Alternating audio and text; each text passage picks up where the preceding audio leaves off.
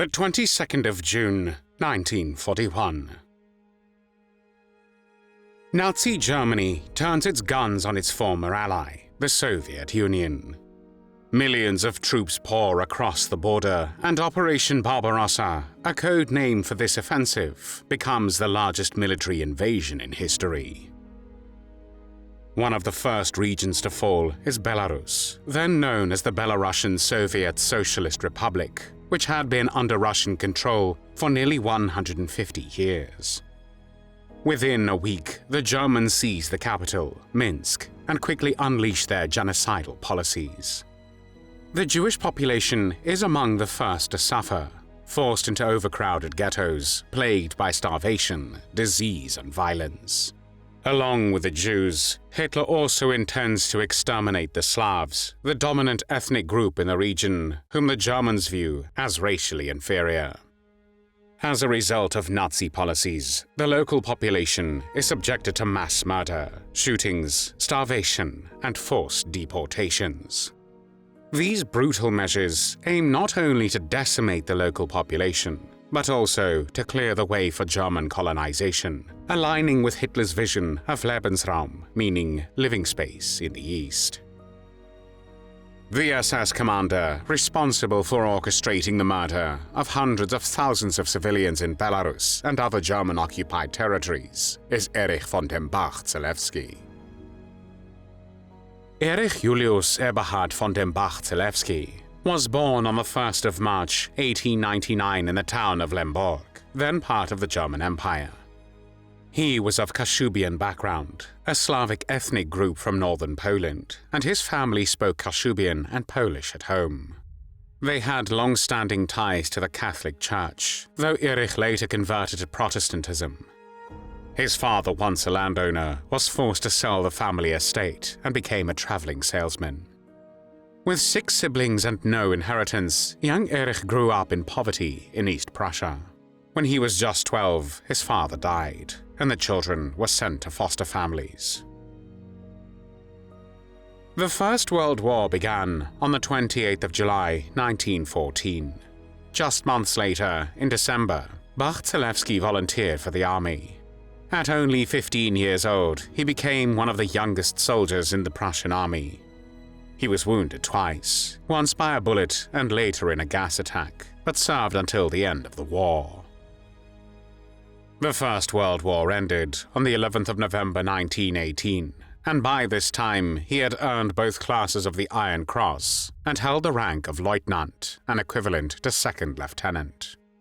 After the war, Bach-Zelewski remained in the German army and fought in the Silesian uprisings against Polish forces. In 1921, he married Ruth Apfeld, and the marriage produced 6 children.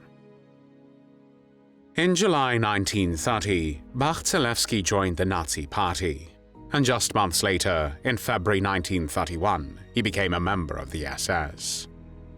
On the 30th of January 1933, Adolf Hitler was appointed Chancellor of Germany by President Paul von Hindenburg. During the Night of the Long Knives in July 1934, he took part in the purge of the SA, using the opportunity to eliminate his personal rival, Anton von Hochberg und Buchwald, who was an officer in both the Prussian army and the SS. For his role in the purge, Bach-Zelewski was promoted to SS Gruppenführer, a rank equivalent to Major General.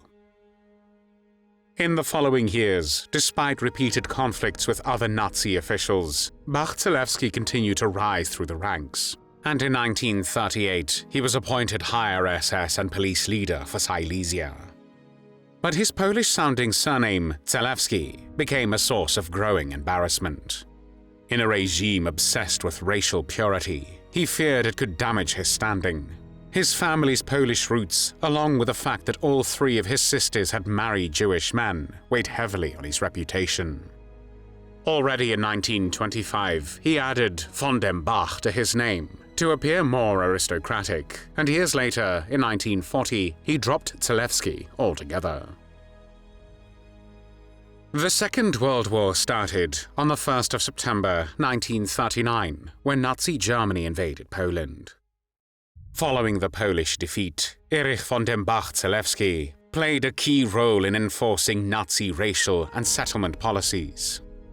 Heinrich Himmler, the head of the SS, appointed Bach-Zelewski as his deputy for East Silesia, where he oversaw the mass resettlement of ethnic Germans and the confiscation of Polish private property. More than 18,000 Poles were expelled from their homes in a single operation under Bach-Zelewski's command. He also initiated the establishment of Auschwitz concentration camp, recommending the site due to overcrowded prisons. Bach-Zelewski personally visited the location shortly after the first transport of prisoners arrived in June 1940. With the launch of Operation Barbarossa on the 22nd of June 1941, Bach-Zelewski was appointed higher SS and police leader for Central Russia. In this position, he coordinated with Einsatzgruppe B, a Nazi mobile death squad, which carried out mass executions of Jews in Minsk, Riga, and other cities. He regularly sent reports on the body counts, and by August 1941, over 30,000 had already been murdered.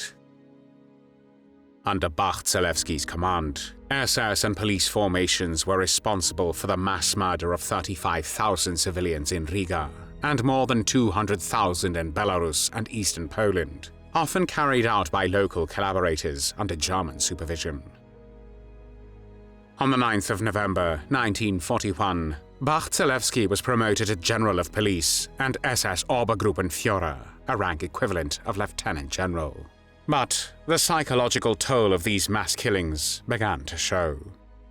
In February 1942, Bach-Zelewski was hospitalized in Berlin for intestinal ailments linked to opium abuse, and was reportedly suffering from hallucinations related to the shooting of Jews. After a brief pause, he returned to service and requested reassignment to anti-partisan warfare. Bach-Zelewski was then placed in command of Bandenkampfverbände, SS-led bandit fighting formations responsible for rooting out resistance groups. In reality, these units employed genocidal tactics, systematically destroying villages, murdering civilians, and rounding up Jews. By mid-1943, Bach-Zelewski led anti-partisan operations across much of occupied Europe, though his activities were mainly concentrated in Belarus and Western Russia. His troops routinely exaggerated enemy casualties and slaughtered unarmed civilians to boost their figures. Military gains were minimal, and entire communities were left devastated. In early 1944, Bach-Zelewski briefly took part in frontline combat near Koval, a city in present-day Ukraine. However, due to health issues, he was soon forced to return to Germany. On the 1st of July 1944, he was designated a general of the Waffen-SS, the military branch of the SS. On the 2nd of August 1944, just one day after the Warsaw Uprising began, Bach-Zelewski was placed in command of the German forces tasked with crushing the rebellion. The forces under his command included SS units, regular police, and the notorious Dirlewanger Brigade, which had originally been formed for anti-partisan warfare in the Soviet Union. The Dirlewanger Brigade was made up of convicted criminals, sadists, and violent offenders. Their leader, SS Standartenführer Oskar Dirlewanger, had a particularly disturbing past. He was a convicted pedophile who in the 1930s raped a 13-year-old girl from the League of German Girls and was known to have abused other minors as well. Under Bach-Zelewski's command, these forces slaughtered approximately 200,000 civilians in Warsaw. Over 65,000 were executed in mass shootings, and countless others died in fires, bombings, and during systematic reprisals. The Wola massacre, one of the most infamous atrocities of the war, saw entire neighborhoods wiped out. Men, women, and children were shot on sight. For his role in crushing the uprising, Bach-Zelewski was awarded the Knight's Cross of the Iron Cross on the 30th of September, 1944. Just days later, on the 4th of October, he accepted the surrender of Polish resistance leader Tadeusz Komorowski. Incidentally, during the destruction of Warsaw, Bach-Zelewski allegedly rescued the heart of composer Frédéric Chopin, taking it for his personal collection of curiosities. The relic was later returned and now rests at Warsaw's Holy Cross Church. In October 1944, Hitler sent Bach-Zelewski to Budapest, where he helped to depose Regent Miklos Horthy. He played a central role in installing the fascist Arrow Cross Party, led by Ferenc Szálasi, and took part in their brutal persecution of Hungary's Jews. The Second World War in Europe ended on the 8th of May, 1945. After the Nazi defeat, Bach-Zelewski went into hiding and attempted to flee the country.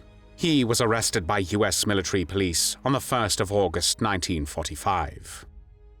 Bach-Zelewski avoided extradition to Poland or the Soviet Union by offering testimony at the Nuremberg Trials.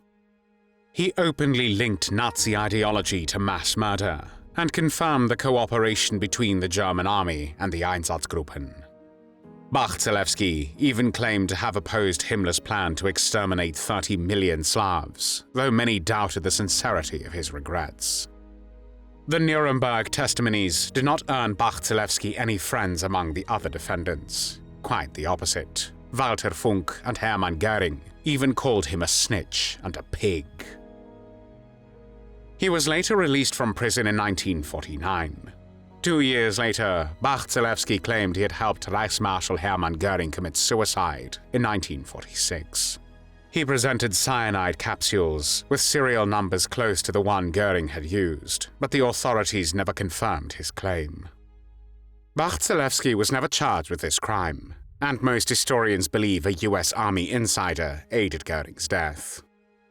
In 1951, he was sentenced to 10 years in a labor camp for the murder of political opponents in the early 1930s.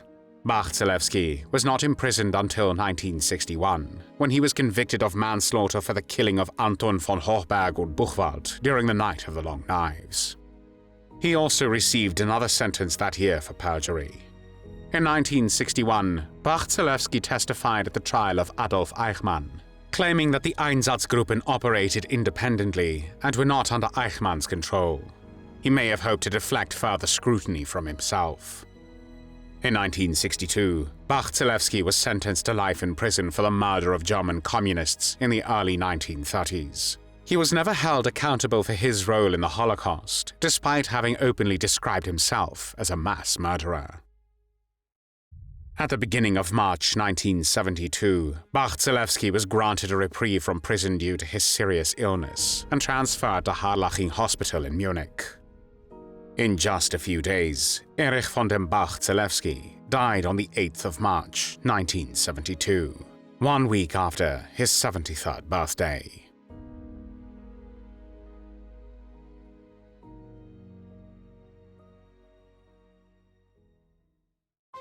Thanks for watching the World History Channel. Be sure to like and subscribe, and click the bell notification icon so you don't miss our next episodes. We thank you, and we'll see you next time on the channel.